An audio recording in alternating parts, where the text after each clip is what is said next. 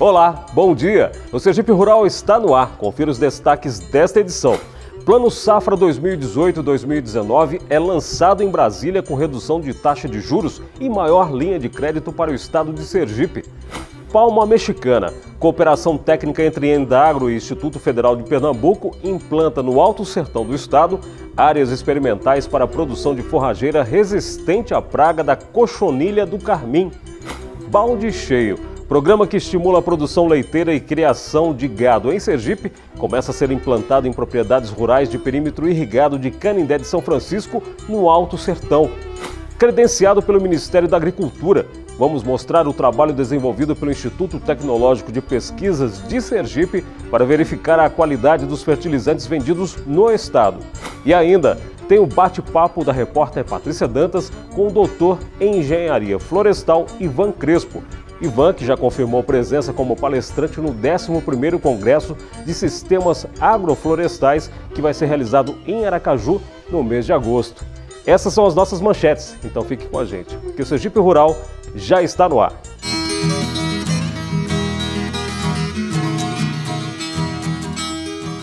E a gente começa esta edição com uma notícia importante para os produtores rurais dos 4 cantos do estado. Foi lançado este mês em Brasília o Plano Safra 2018-2019.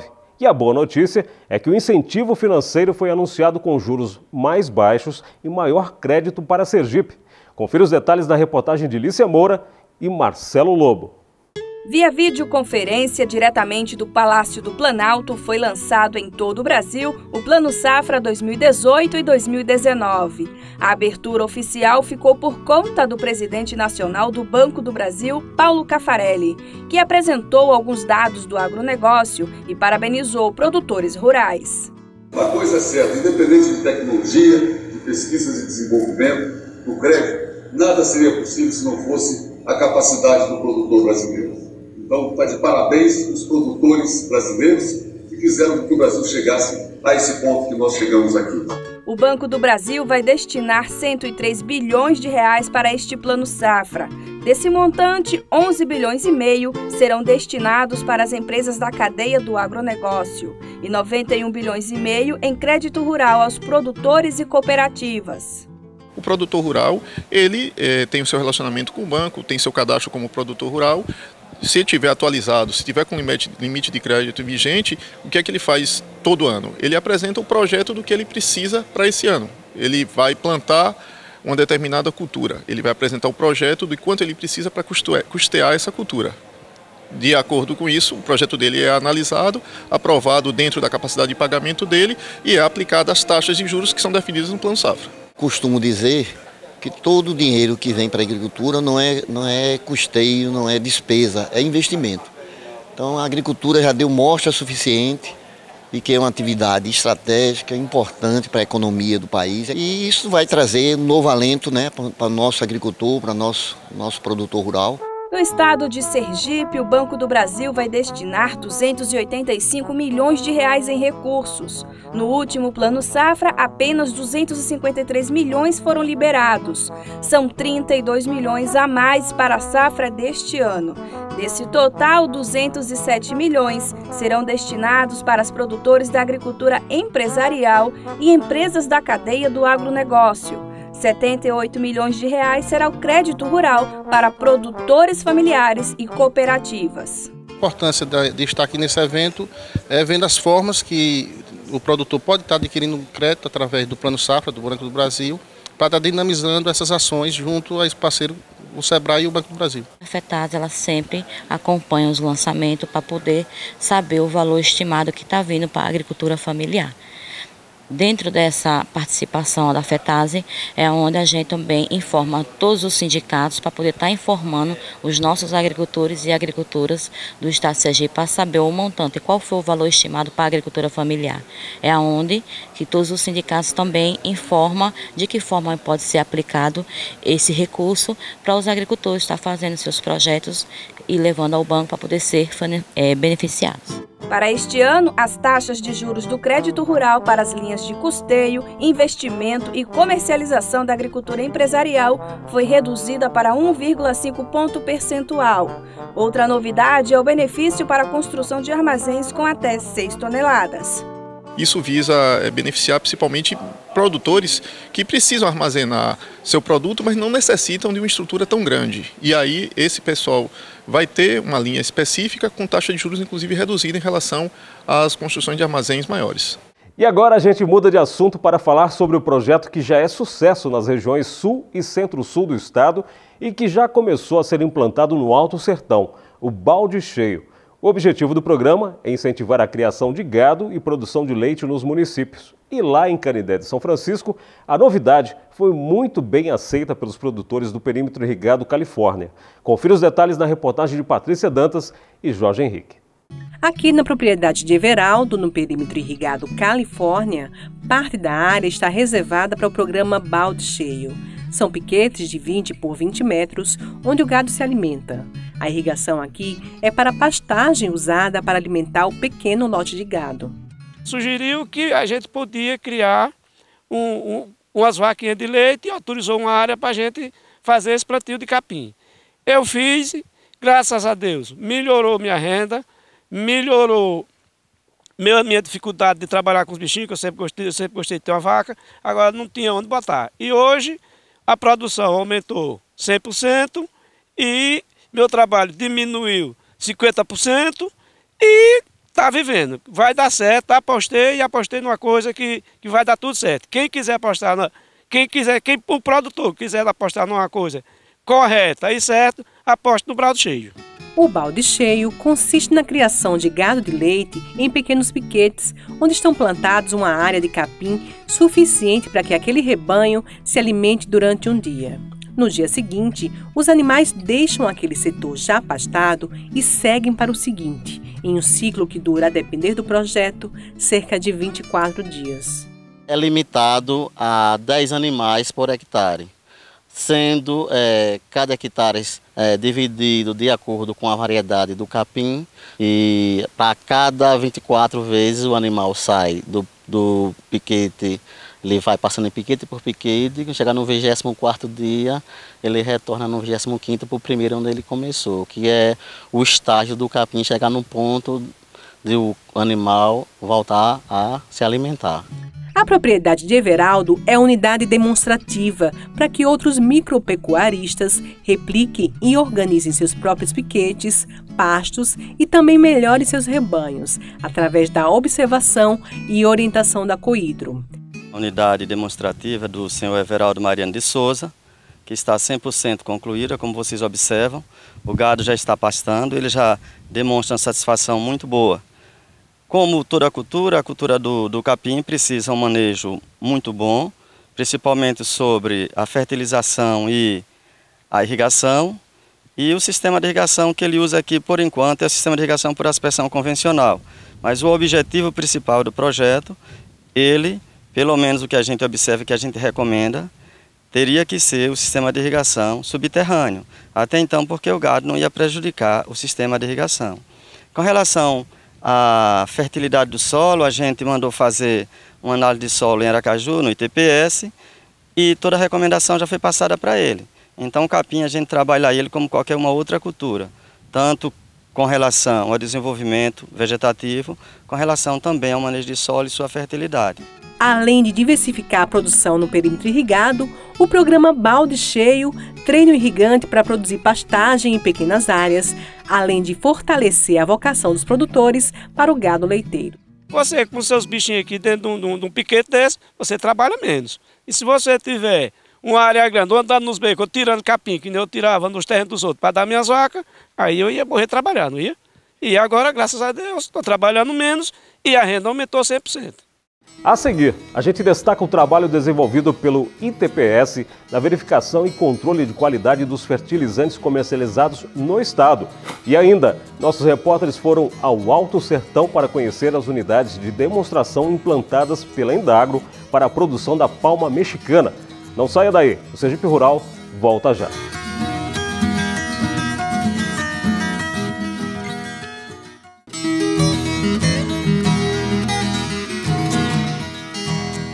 Já estamos de volta e agora a gente viaja até o Alto Sertão do estado para conhecer as unidades de plantio da palma mexicana. A forrageira foi escolhida pela Indagro para ser uma alternativa eficaz para substituir outras variedades cultivadas na região que sofrem com os ataques da cochonilha do carmim.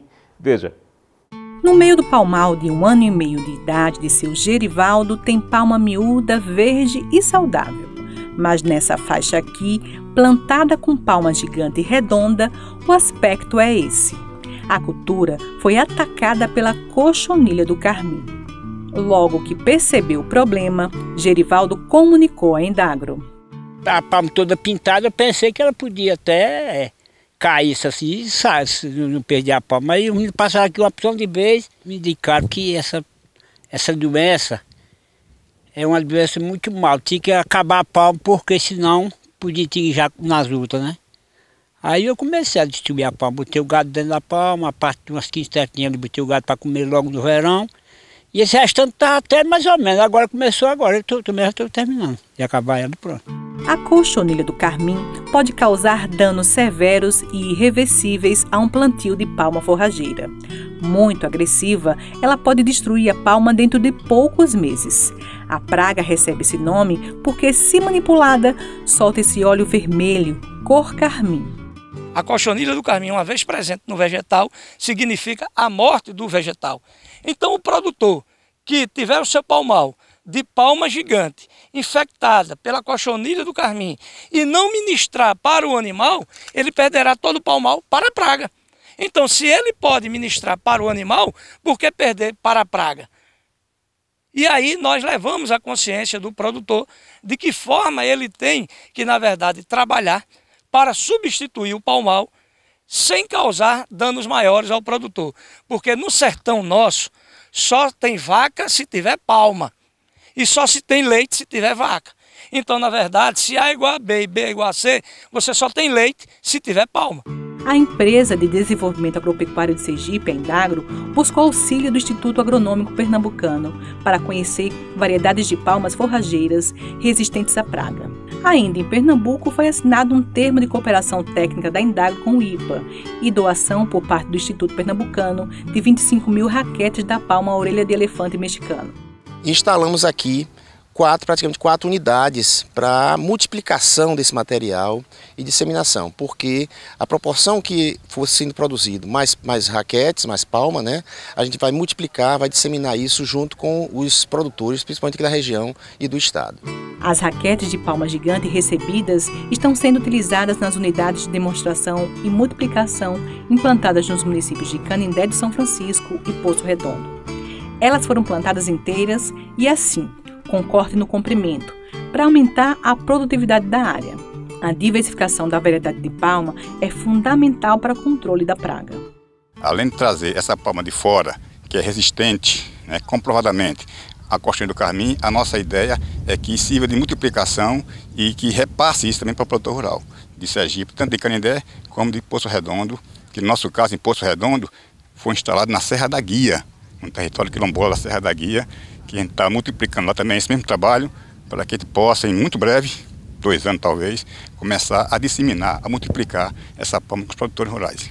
E agora vamos falar sobre o controle da qualidade dos fertilizantes comercializados no estado.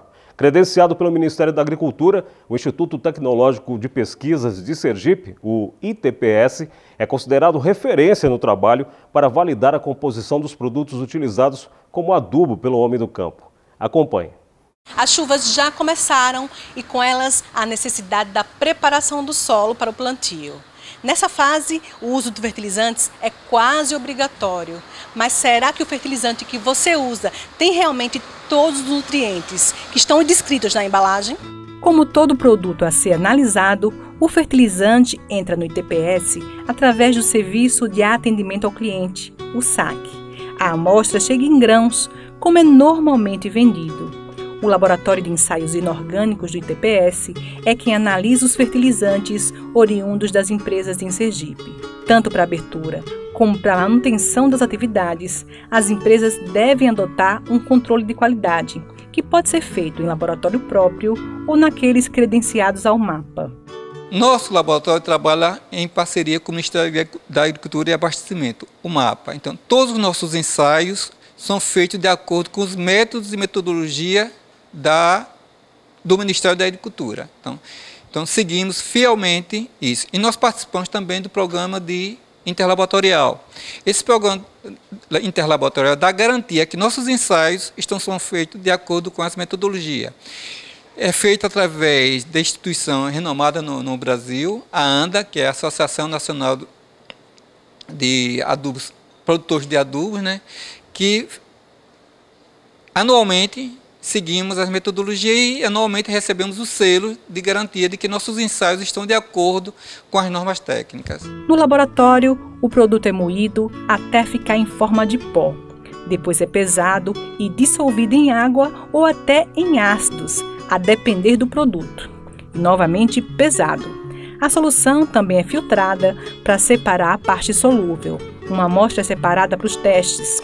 Nessa fase, são usados os reagentes para identificar os componentes que fazem parte do produto.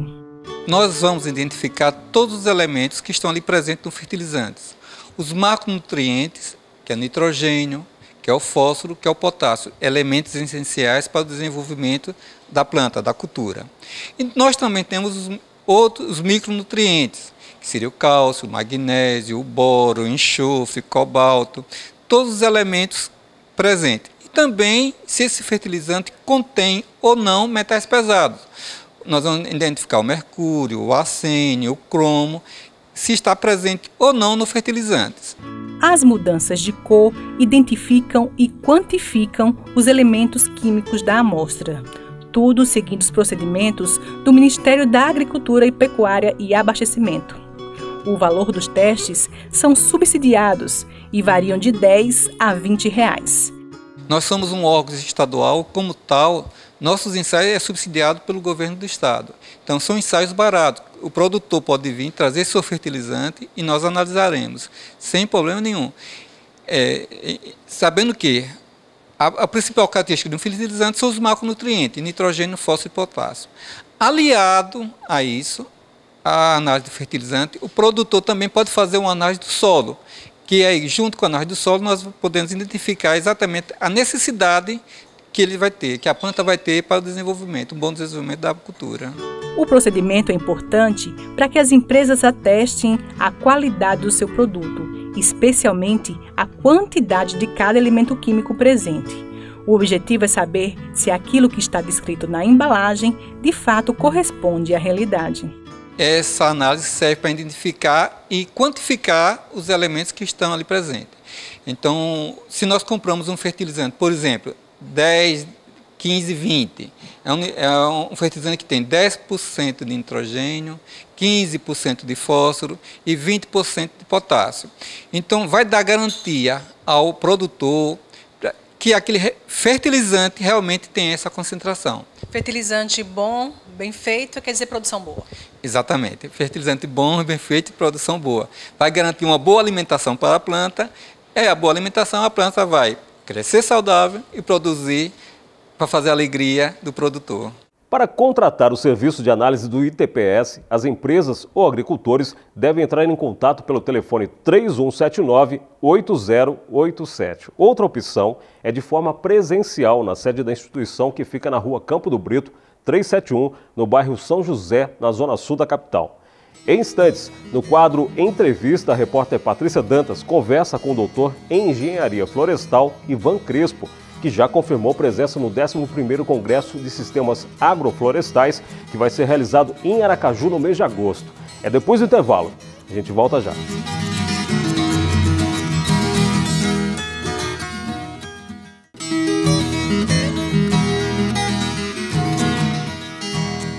De volta do intervalo, o assunto agora é meteorologia. Confira no mapa como vai ficar o tempo nos próximos dias no estado. De acordo com o Centro de Meteorologia de Sergipe, o sol predomina no sábado e no domingo em todas as regiões do estado. Na segunda e na terça, o tempo fica parcialmente nublado, com possibilidade de chuva rápida e isolada em parte do litoral sergipano. No agreste e no sertão do estado, o tempo segue firme. Na quarta, quinta e sexta, a sensação de calor permanece com a chegada de uma nova massa de ar quente ao estado. A temperatura durante a semana deve variar entre 19 e 34 graus. No município de Ribeirópolis, a temperatura deve chegar aos 31 graus, 33 em Japaratuba e 34 graus em Carira. E a capital sergipana vai sediar no mês de agosto o 11º Congresso Brasileiro de Sistemas Agroflorestais. E o Sergipe Rural não perdeu tempo. A repórter Patrícia Dantas conversou esta semana com um dos palestrantes confirmados no evento, o doutor em Engenharia Florestal Ivan Crespo. Confira.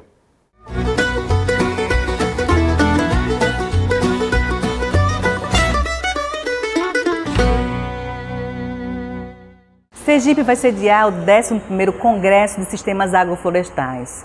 E o Sergipe Rural conversa hoje com o Dr. Ivan Crespo, que é um dos palestrantes e vai explicar para a gente exatamente isso. Dr. Ivan, o que realmente é um sistema agroflorestal?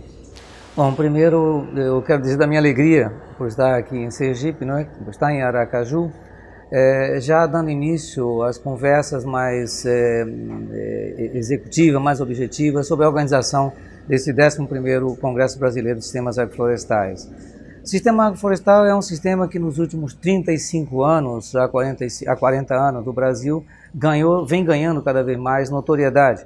É um sistema que permite a inclusão social, não é? A diversificação da produção e várias oportunidades, que exatamente é o tema central da organização desse seminário, que tem como foco, evidentemente, o semiárido aqui de Sergipe, não é? O semiárido brasileiro. E o sistema agroflorestal é um sistema que contempla a presença de árvores, necessariamente, com culturas agrícolas, podendo ter ou não a presença de animais, né? Esse animal pode ser desde gado bovino até galinhas, por exemplo, né? Nos chamados quintais agroflorestais.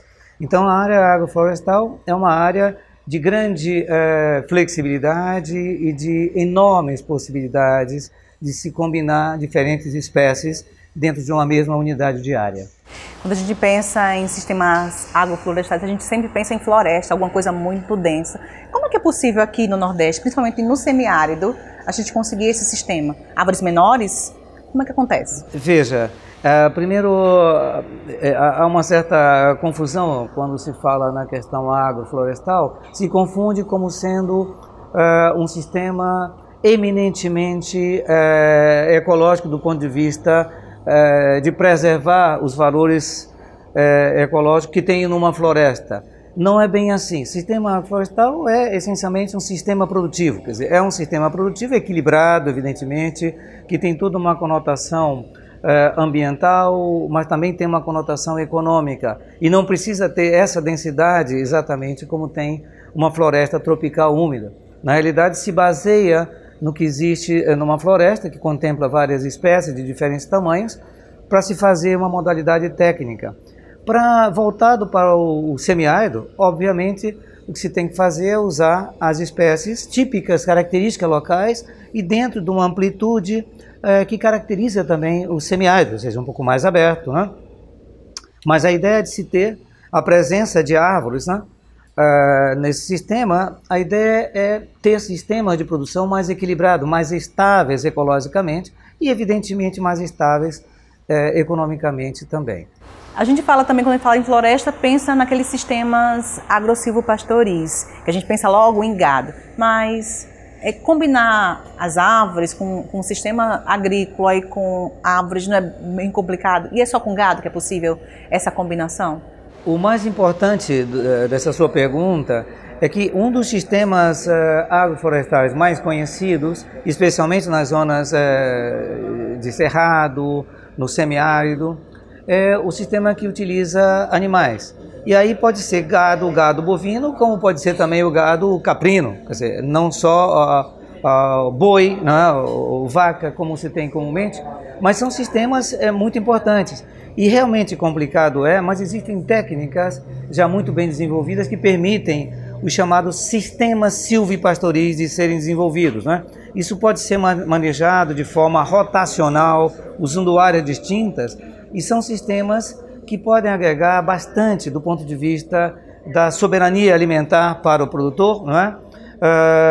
Que podem agregar renda, não é? E que podem agregar também bastante do ponto de vista da estabilidade ambiental para esses sistemas. Nós sabemos quanto o povo que vive na região do semiárido sofre com a seca, né? Sofre com a falta de políticas públicas adequadas que favoreçam, que fomentem, que estimulem a existência de sistemas mais combinados, né? Que possa prover os agricultores de capacitação, de treinamento, de assistência técnica que permita essa possibilidade. Exatamente esses são pontos importantes que vão ser discutidos nesse 11º Congresso Brasileiro de Sistemas Agroflorestais, que vai se realizar em agosto, aqui em Aracaju. E eu queria agora, professor Ivan, que o senhor fizesse o convite para o nosso público para que comparecesse ao evento que vai acontecer aqui em Sergipe em agosto, não é? Perfeito, eu agradeço já de pronto a oportunidade